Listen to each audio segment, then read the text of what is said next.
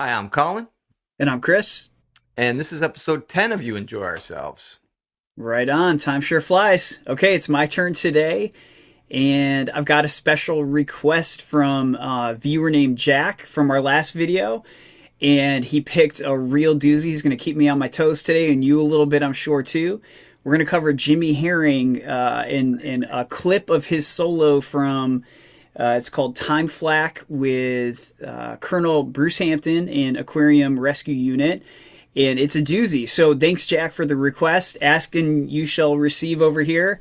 And I'm going to do my best to break down what's going on. It is wacky and awesome in the best kind of way. Jimmy Herring is a masterful player. So we're going to have some fun today. I'm going to play it very slowly, mostly because I just learned it yesterday. I don't have it up to speed. And number two, it's insanely difficult. So I'm going to play the clip right now at full tempo. It's about 30 seconds and then we'll get into it, man. Roll our sleeves up a little bit here. It's really cool. So here we go. Let me share the video.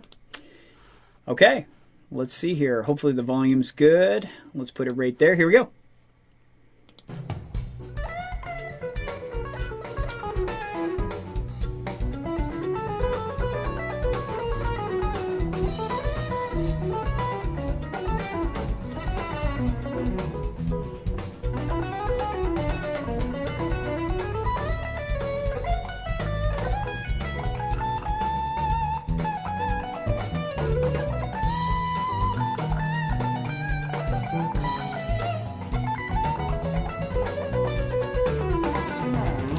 And that's where I clipped it right there. So why don't I play that back one more time? I'm going to slow it down a little bit because he's moving fast there. So just kind of watch what he's doing. I'm talking to everybody, not bossing you around, Colin, but let's watch what Oh, he's. boss me around. It is it's a doozy, man. It is fast. He's going to be bossing me around here. Okay, let's go like I don't know, 75%. It's still pretty fast right there, but this clip right here is at about 117 or so, and it's about 30 seconds long.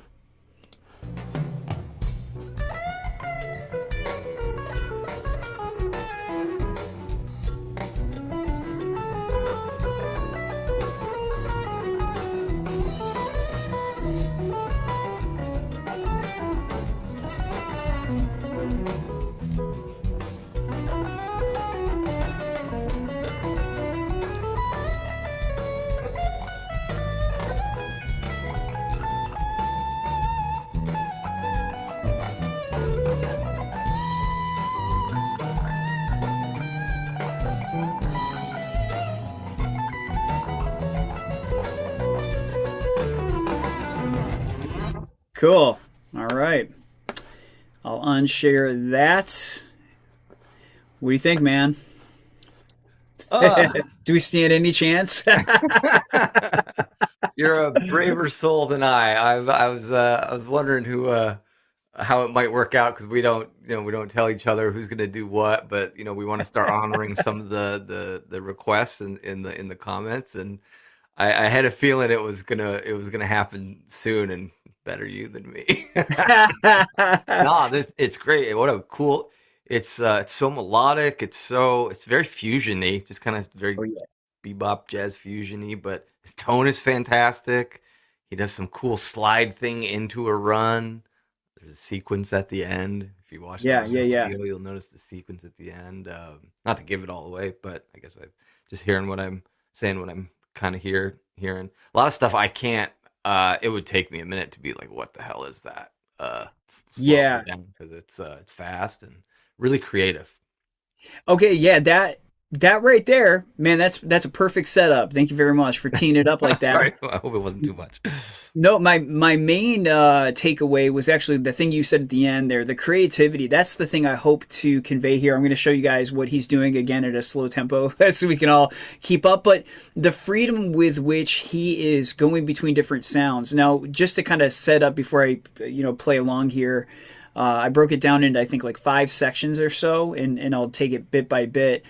The two main sounds I hear him doing, other than there's like a little flurry of these little arpeggios, and I'll do my best to explain what I think is going on there.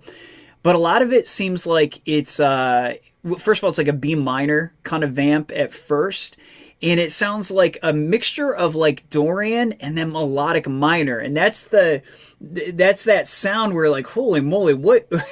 When I first heard it, I'm like, what is that? And the reason it was so hard to pin down was because it's a good kind of glimpse into how at least I can tend to want it to fit into a box, but it was like, no, it's not in one box, it's a couple. You know, it's a bundle of scales instead of one scale. So let's get into it. I'm going to go close up, and I'll play each section individually, and we'll just kind of maybe talk about each one a little bit. So here's the first one. I'm doing the clips here on the iPad. It's a little easier for me to use, and mostly I want to show it on the guitar. So hopefully you guys can hear this okay. Here we go. Here's the first one. And I have it at like 50%. Oh, and now it's magically not working. Let me try that again.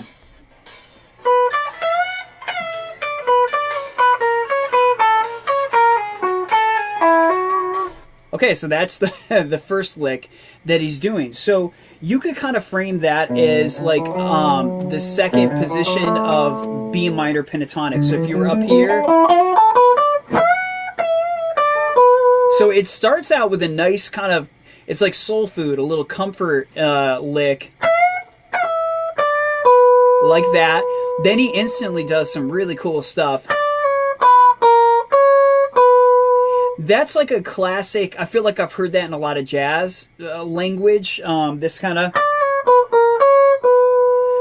I don't know what you would call that. Somebody out there might recognize it from like Charlie Parker, or I don't know who it's from, but it's a familiar thing. So again here, you're bending, think B minor, and you're bending from 12 up, then like a pre-bend down.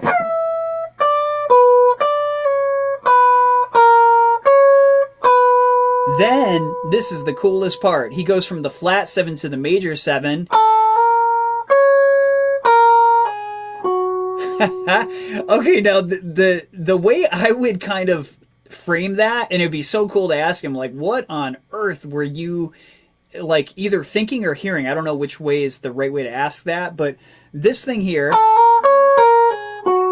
if you think of that as like an F sharp major chord, you could kind of see it like minor third, like a little major, a major blues kind of thing. But then he goes right into the in more to Dorian territory. I hear that is more like a Dorian lick in B minor. So let me play that whole lick again.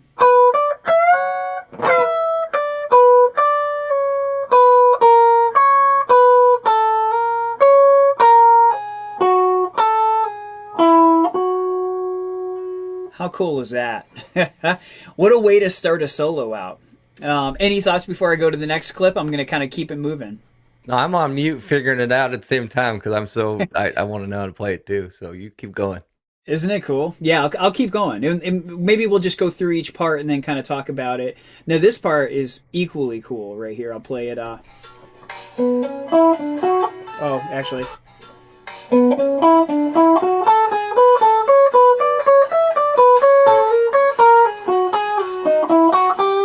Okay, and that's where I kind of cut it off. So let me, even at 50%, it's kind of fast. So let me talk through that. So we're starting on a B right here. And I did my best to try to match what I thought I saw in that video in terms of positions. Don't like quote me on every position. You know, this is in one day's work. So, you know, like have a little have a little mercy here. But I think he's index on 9 of D. That's the note B. And then he's doing this really cool kind of weaving thirds type thing. Although it starts with this kind of like, it's almost like a neighbor notes kind of thing targeting the third. So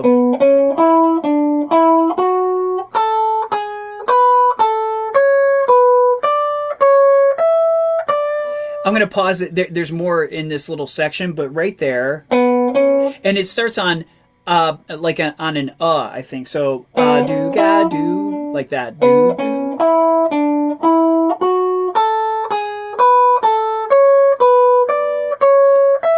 Then from there,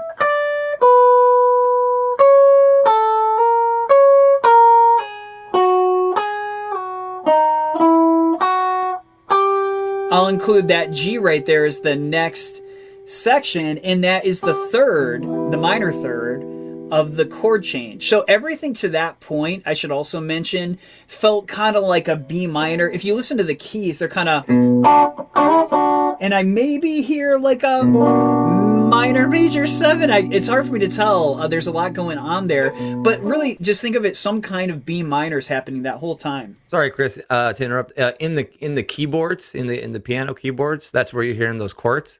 Yeah, I think so. I certainly hear a B minor, and Yeah. I wasn't sure if I'm like being influenced by what Jimmy Herring's doing because he's doing that major 7th. I'm like, am I just hearing him do that and think the other guy's doing that, or is he just doing whatever he wants? You know, I have no idea. I'm not as familiar with his band, but I feel like if you like, let's say you were gonna play this, if you were really brave and your band was gonna play this, like I could see. You know, that kind of like that's kind of a classic move, isn't it? And kind of jazzy music, like that sort of thing. Yeah, it's really common in like a jazz montuno to use or a Latin montuno to use like a minor triad, minor major 7, minor 7, then either a dominant on the 4 chord or a minor 6. Like yeah, okay, so Fish does in the Landlady or whatever. yeah, okay. I love. See, Colin brings some of the guys in the group I teach. They lovingly call you the professor, and that's why. Would you call that a what did you call it?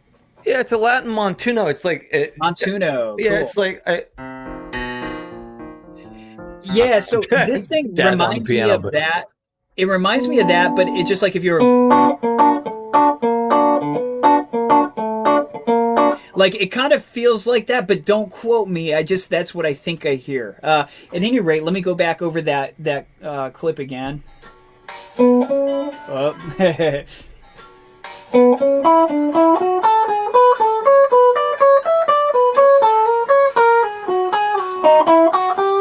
And it's a good example at the end. Why don't I do that last bit?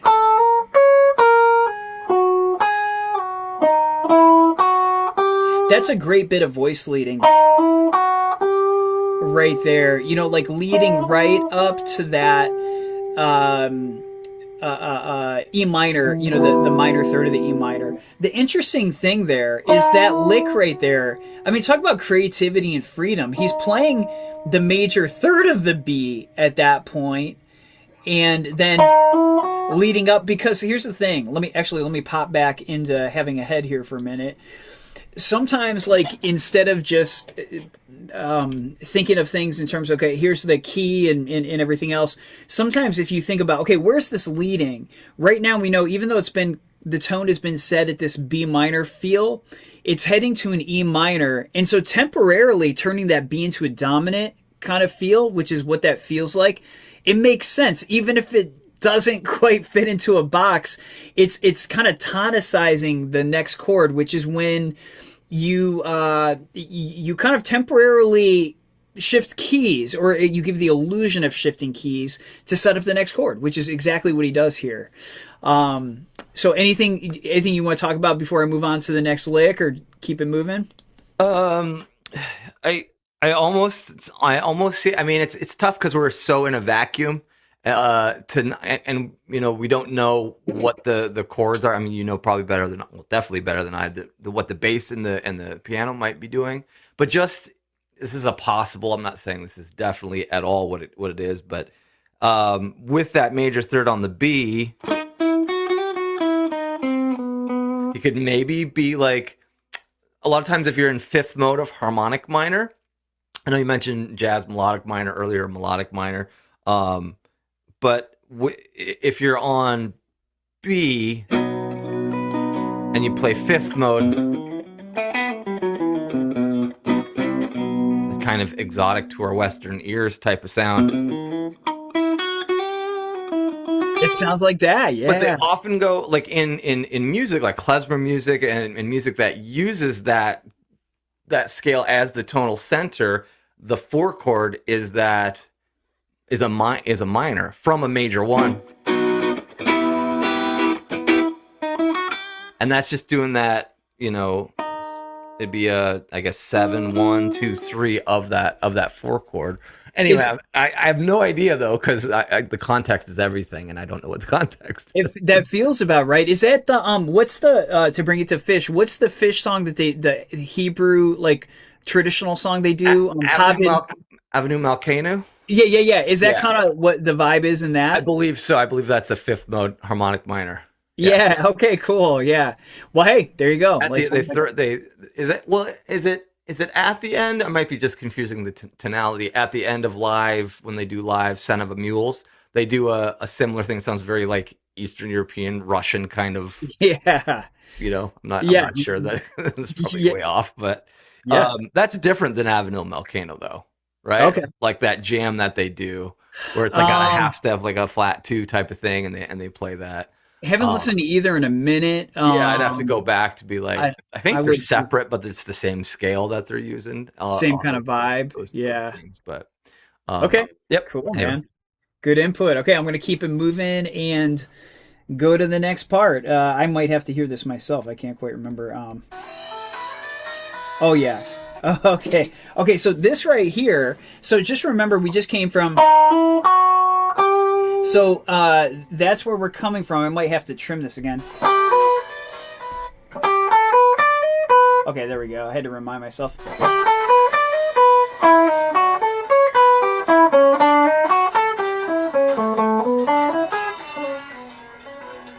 Well, I'm going to do that again.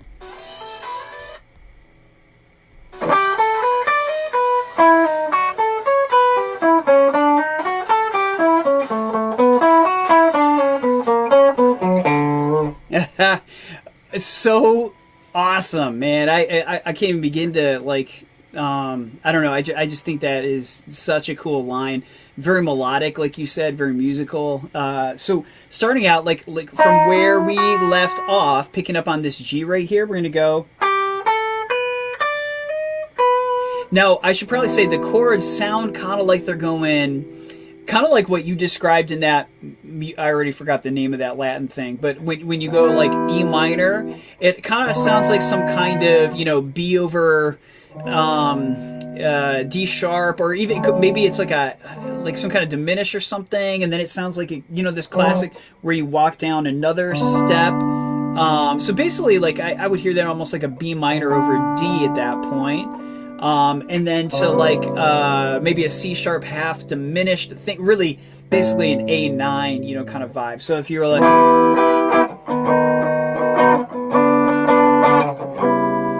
it's sort of in that ballpark again. If somebody else knows, if somebody's played this, let us know, man. This is a group effort here. But this line here, so we're basically outlining an E minor at first. Just like a little E minor kind of line, and then he does this right here. This sounds to me like a B, he's going from the minor third to the major third, and then this really cool.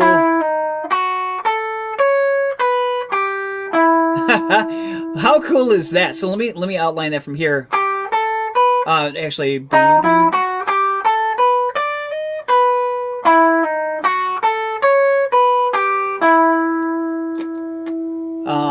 Now from here, he goes down. Oh gosh, I got to do it all in order. Hold on.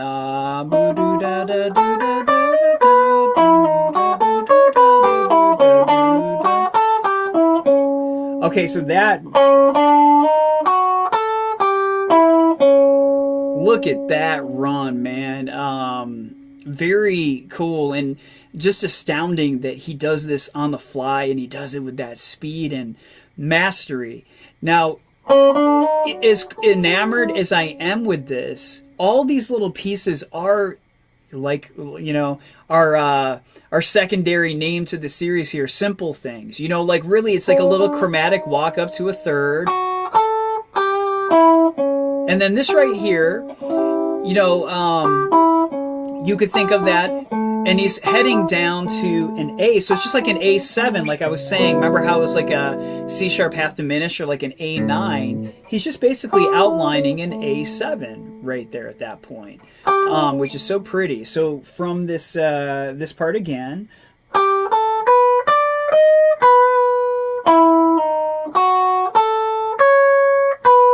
that right there is just a B9, or that's how I would hear that. And then E minor, again, walking up to this this part where we go A7, like that, then down to an A.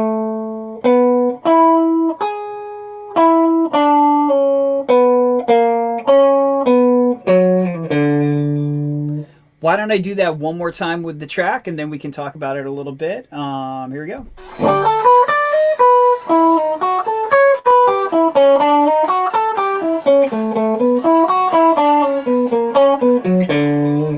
And I love this line. That is just so Great way sick. to cap it off there, yeah. Isn't it cool? I thought the same thing. Like, that's the coolest way to end that phrase. I want to steal that. That's the thing. This is the thing I hope people can get out of this is like, okay, there may be not that many people that want to learn this note for note at tempo or whatever.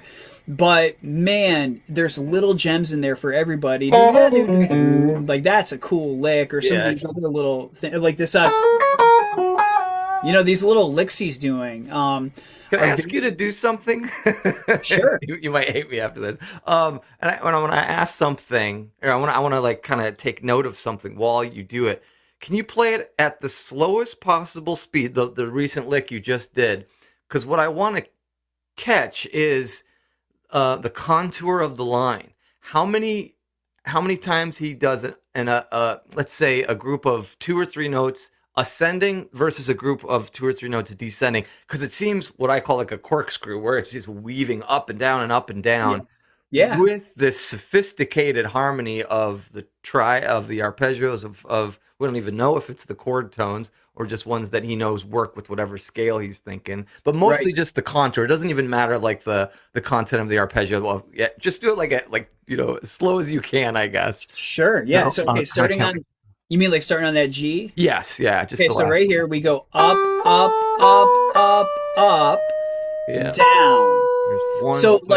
Like I'd almost like think of that as like a little bundle. Do it by is a little bundle of something, and then down, up, up, up, down, down, down, up. Oh shoot! I gotta do it.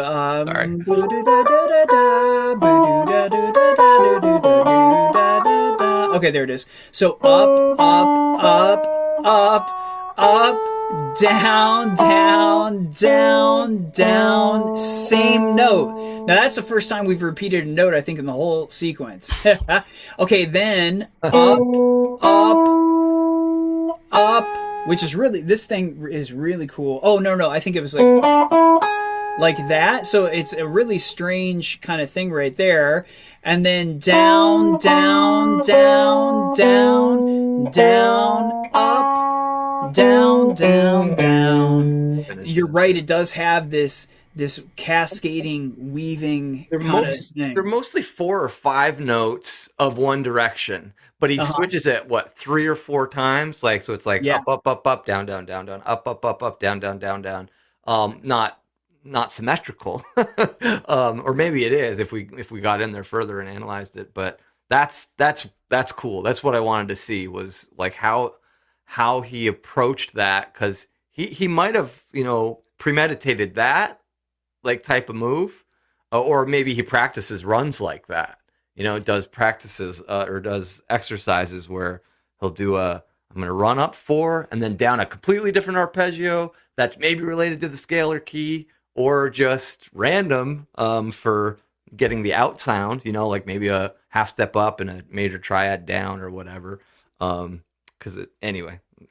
Totally. To Colin's point there, what you could do is like do your diatonic 7th chords, like go ascending, down, ascending, and then down. You know what I mean? Ascending, down. Is that kind of what you're talking about? Like up, up, down. So I'm doing C major 7, D minor 7, E minor 7, F major 7, G 7, A minor 7, B half diminish, and then C descending. Yeah, you could do a thing like that. Absolutely. Yep. Cool. Okay, right on. Well, There's some more meat on the bone. Should we keep going here? Let's do it. Okay, cool. At the end, I'll attempt to play the whole thing together. I kind of want to remind myself as we go because it's a lot of, as Gordon said, that's a whole lot of notes from Bittersweet Motel. So here we go. On the next section, I'll just play it so I can even remind myself what's happening here.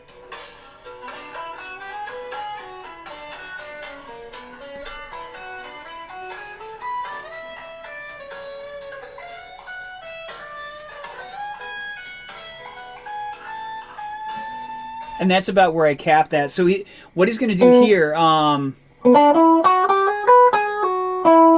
it's this really cool thing like that. I might have to do a couple to get the timing.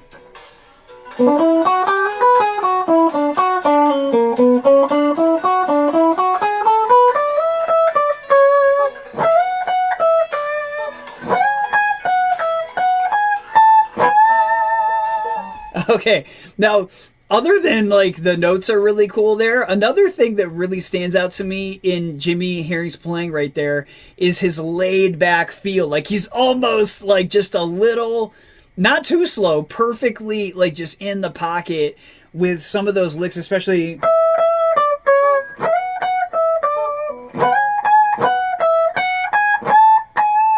You know, he's got this laid back thing happening, but let me go through this lick right here. The best I can tell, I think it's a little economy. Like like that. Actually, oh yeah, I had to remind myself. Because I mean, if you were to just to alternate pick that, it feels like it would be kind of clunky. So like da-ga-da-ga. And then it's this kind of, he's had this theme, that kind of thing happening. Even in the beginning of the thing, he had some of that kind of language happening. Here again.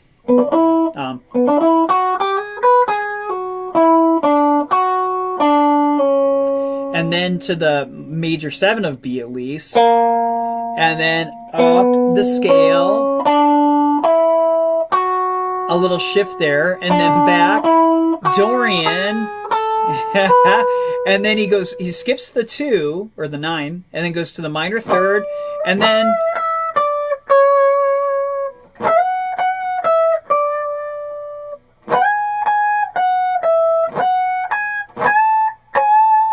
And then again, I feel like that's kind of a Dorian, Trey does a lot of that, bending from the 6 to the flat 7 kind of thing.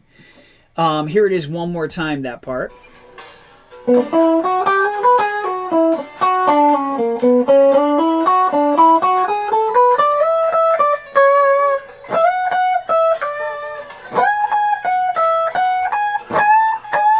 See how laid back it is? He's like...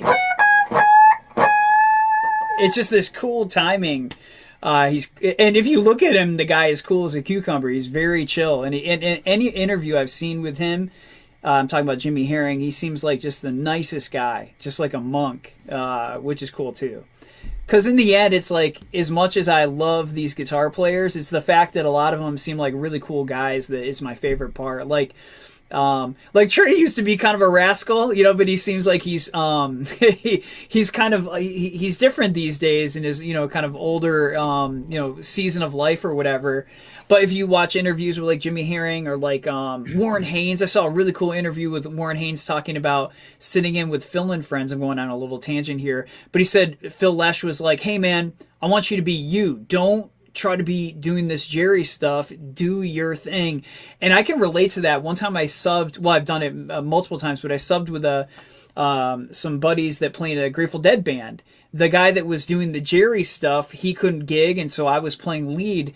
And it took me an entire set to realize I need to just relax and be myself, because I was kind of like, oh, I gotta do all these little Jerry things, and like, and then the guy that was doing most of the vocals and playing guitar as well, he's like, dude, just be yourself. Who cares? Like, and it's true. Like, that's what I think all these guys would want, is us to just be ourselves and express ourselves. Anyway, that's my little tangent there. Oh, that's good you mentioned that. Yeah, and I kind of realized that. Well, I had this thought, and I was kind of like, again thinking of like, what if I was with Trey and asked about his blessing when I was when it was in a Fish tribute, be like, how do you want, or how would you, or if you want at all, people to be in Fish tributes? Yeah, that's an but interesting question. mostly like, I think that they would want us to play like ourselves, even if it's like, in a Fish tribute, like, yeah, I would play more Treyisms than more Colonisms, I guess, because that's who I've studied the most, and that's probably who I sound like more than anybody else. But purposely on certain songs or whatever, play like in the style of Trey. But I think that they would probably say, be yourself, like play. If you have your own kind of style, then let that shine more, because the crowd is gonna respond to that in the moment, in the live setting more. Maybe, I don't know. I'm sure Yeah, he yeah, probably, yeah, yeah, totally. no, Now, on the only other play hand, like me. He probably wouldn't say that. yeah. Now, on the other hand, a cool point too is this guy, a student, Jeff, and actually Jeff, when you were on the group call, Jeff was on. He was like, "Oh, it's Colin." He was super excited. So shout out to Jeff if he's watching this. But last night we talked about also the importance of learning other people's licks and other people's language. That is important too, because just think about how you learn your own language. You don't do it by inventing everything. You do it by imitating, and then lo and behold, you get your own voice. Like, there's nobody that sounds quite like you. I'm talking about your speaking voice and your guitar playing. Even though I would agree, I'm probably similar in that, because I've obsessed over Trey so much. I probably have more of that in my DNA, and like Jimmy Page or whatever. But then again, hopefully I'm myself too. And anyway, so hopefully people can take some of these Jimmy Herring isms and put that, what if you combine some of these Jimmy Herring melodic minor type things with like a Trey thing? Like, how cool could that be? And that's how your voice could come out, because great art is stealing. Most of the time it's like stealing, like that's what, like Stash or like Bathtub Gin. These are things that were like borrowed from other things. Anyway, that's my rant on that. I'll keep going to the next little bit here. Hey, what was Stash borrowed from? Just curious. I haven't heard that before. I'm gonna forget. It's okay if you don't know. I In the haven't heard moment, I can't remember, but there's an interview where Trey basically acknowledges it, and I Is it can't remember. Santana? A Santana thing? Because it's got that It very, has that vibe. yeah. I don't think it was that. I think it was like a jazz song. Somebody out there might remember. I'm not always good Oh, with these okay. little factoids, but Sorry to derail. I hadn't heard that about. I mean, I know, Rhapsody in Blue with Bathtub Gin or whatever, but I feel like there's a video. There's like an hour-long video. It's actually just an audio recording of Trey at like a college giving like a not a lecture, but like a workshop. yeah. And I think he talks about it in there. He's like, okay, this was like kind of borrowed from such and such tune. It was a jazz standard or something. I can't recall off the top of my head. Somebody out there, let us know what it is. Sorry, I'm flaking on that. I know that Bathtub Gin was Gershwin, right? Yeah, Rhapsody in Blue. Yeah. But the main point is like even like all things, man. They're borrowed from something somewhere. Very seldom is there the first pioneer of something, and they're out there. But hey, we can steal from all of it. Okay, right on. Here is the next thing here. Oh no, that's not. That's the one I just played. Let me see. Where are we? On D. Oh no, I guess we're on E. The last thing. Let me see here.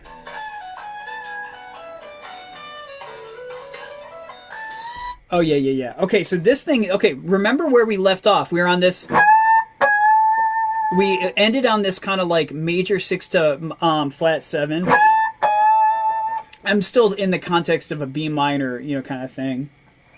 So he's going to do this. That's going to set up the next part. Let me see if I can play through this here.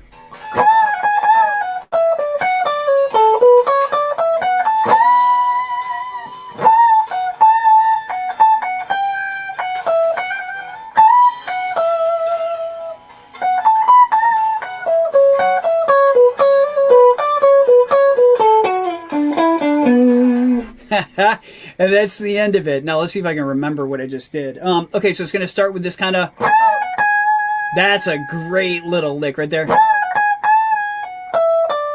Okay, so let me do that even slower. Oh, wait.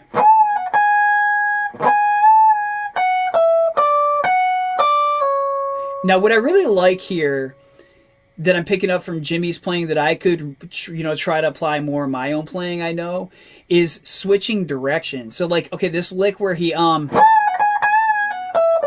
pull off and then he goes up. Like, I can tend to get a little in this rut. Not a rut, but, like you know what I'm saying? Kind of like with the last time I was on talking about Derek Trucks and how, apparently because of the open E tuning, some of those notes he's skipping a lot, they forced me out of my normal pattern, which was really cool. And this is like the simplest thing, a little pull off and then going up, up, up, up, up, and then bending. So that lick. Oh gosh, let me do it again.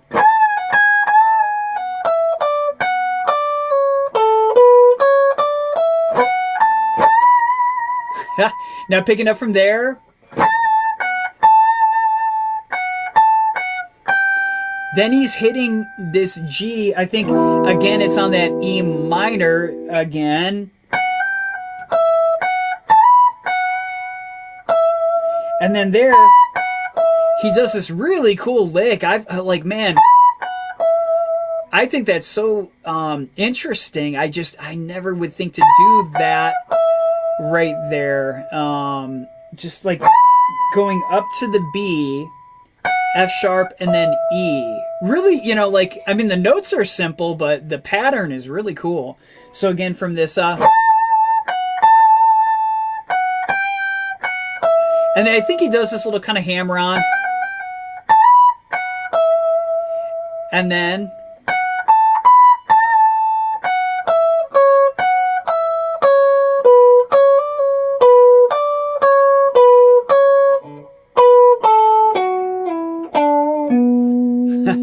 one more time, let me put that part together so it makes more sense.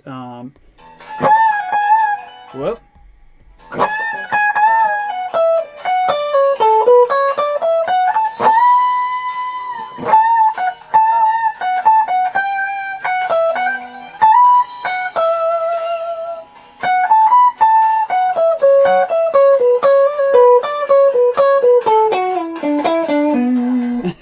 Even like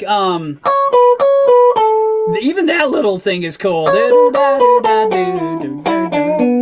Really just creative stuff. Let me see here. I might try, just before like anything else and wrapping it up, let me see if I can get the whole thing really slowly. So in case anybody does want to learn that part from the beginning, and forgive me if this takes all 5 sections or just this last one again. I'm gonna try all 5, cool. Just so if somebody like Jack out there, thanks again for the request. If you want to learn this section, I know you probably wanted the whole thing, but man, this 30 seconds took me quite a while to figure out. So hopefully this gets you started.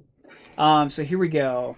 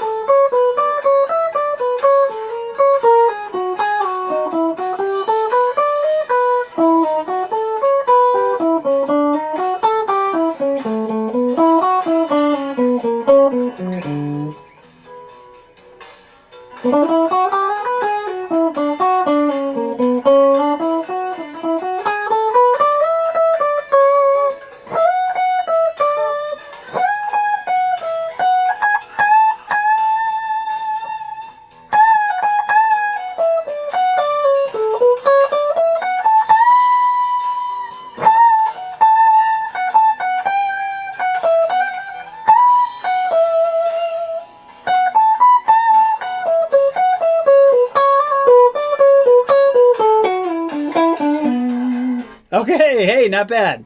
Good job, man. That was great. What a doozy. Yeah, so there, hopefully it's, on record. So if anybody wants to try, I'm not trying it at full tempo right now. Maybe never. I don't know. I've gotten enough out of it just from doing that. That's the other thing too, man.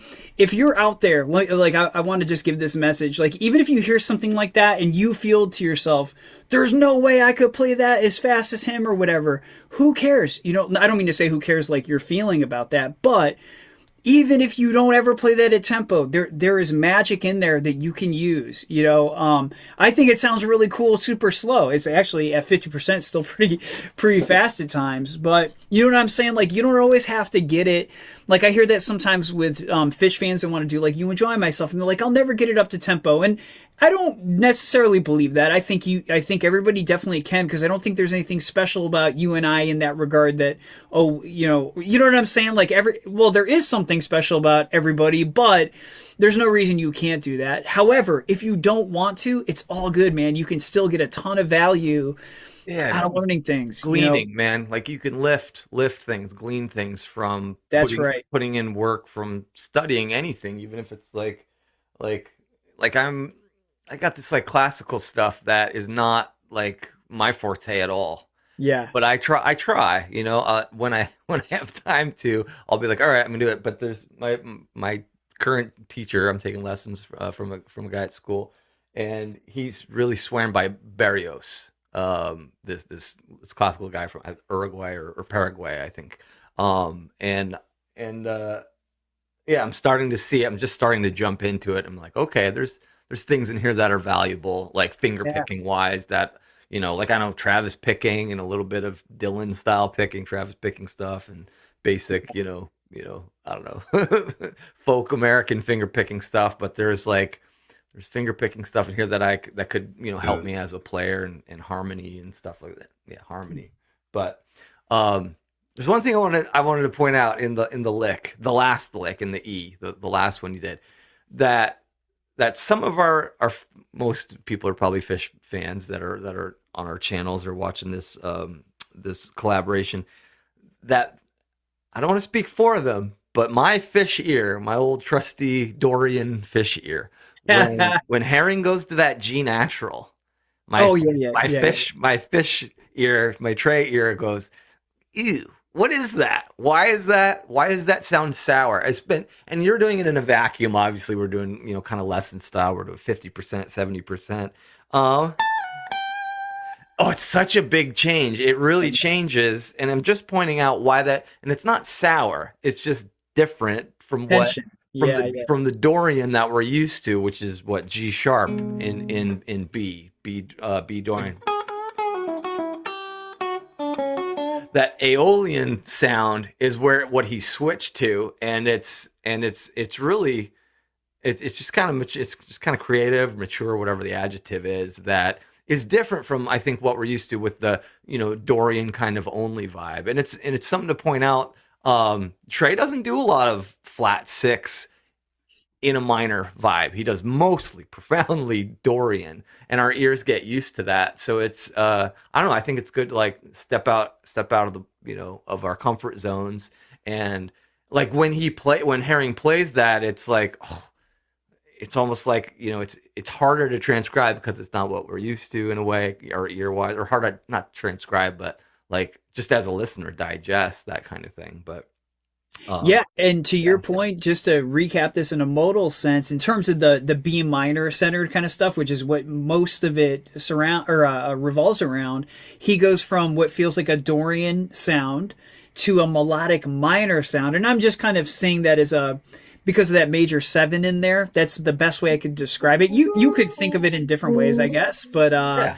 like the melodic minor vibe, and then to Colin's point, then there's Aeolian vibe. So you've got 3 awesome kind of food groups in there and flavors that you can. And here's a cool takeaway too. Right. Yeah. On a vamp, you get to decide. I mean, you have to like play with the other people and stuff, but part of what the supporting the rhythm section's job is to do is to listen to the soloist. Oh, he played such and such a note, so it's kind of my job to try to complement that a little bit, or you could think of it that way. If you want to listen, and similarly the other way around. Jimmy Herring could be responding to something he hears the keyboard player doing. So it's that two-way street where you kind of listen, but in a vamp, you get to decide the mode. And guess what? You don't have to be locked into any one. If you start out a little Dorian, you can go with that melodic minor kind of sound with the major 7. You can do a minor 6 and switch it up. Like, there's so much you can do with it. So good point, man. And as always, if you've been sticking around to this point, man, this was a longer one because this was a doozy. But thanks for hanging with us. Thank you, Jack, for the request. I hope you end up seeing this, and give us more requests. It's kind of fun. Thanks. Everybody, if you or anybody and everybody, if you have comments, leave them. And who's already left a comment with a recommendation, that's really, really appreciated. And we'll get to them for yeah, sure. and I probably wouldn't have thought to do this track right here. I didn't know it at all. So like, it's kind of, I learned a ton. So I'm grateful for that, and I hope that other people got something out of it too. So thanks for hanging with us, and more to come soon. Take care, everybody. All right, thanks.